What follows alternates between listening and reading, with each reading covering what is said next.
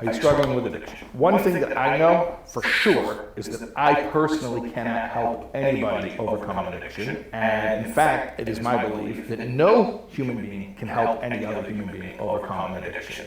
I believe that getting over an addiction is something that is between the addict and his or her higher power. That's it. When the addict is sick and tired of being sick and tired and is ready to surrender to a completely new way of being, then transformation can occur. But unfortunately, anything short of that seems to be an exercise in futility. So sometimes, as cynical as it may sound, when somebody says, I'm not really sure if I'm ready for recovery, the response is, maybe you just need to suffer longer. Not that I wish suffering on anybody, but sometimes a person's just not ready until they're ready. Language. Okay, so two things. Before I can even comment about the structure of what he's saying, two things.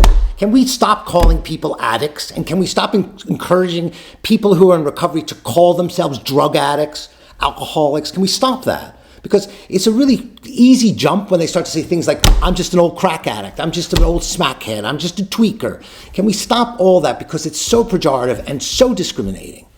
But then he just had to go on and say the thing that I hate the most, you're not ready. Maybe they're just not ready. If a client shows up, right? If they show up, if they pick up the phone, there is readiness in there. And it's our job as professionals to evoke the readiness, to bring it out. Right? People don't show up at services or don't pick up the phone if there's not some part inside them that is saying, I need to do something about it. But if you remember, if you don't have the resources to deal with all the emotional stuff that's going on that drives the addiction, that you're trying to tamp down, you're trying to soften the language and the noise of all of that, if you don't have any other solutions, then the idea of giving up is immediately going to be countered by that other voice inside which says, and then what are you going to do? What are you going to do when you're sitting there late at night and all the ghosts come back and all the voices start in your head? What are you going to do? Hey, I know what you need to do. You need to use heroin because that will make you feel better. So our job is to never say that somebody's not ready. And if you've got people saying you're not ready, then they need to go do something else. They need to go do a different job, right?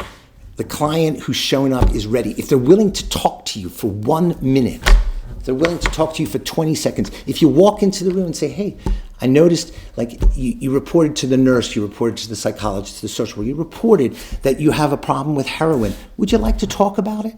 And they say, sure.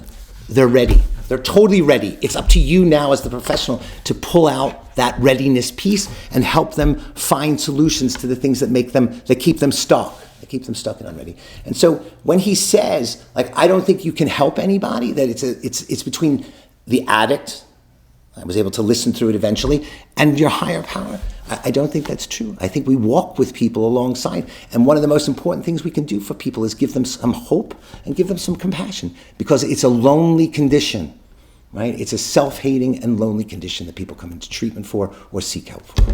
So do something nicer. You heard it here first. I fucking hate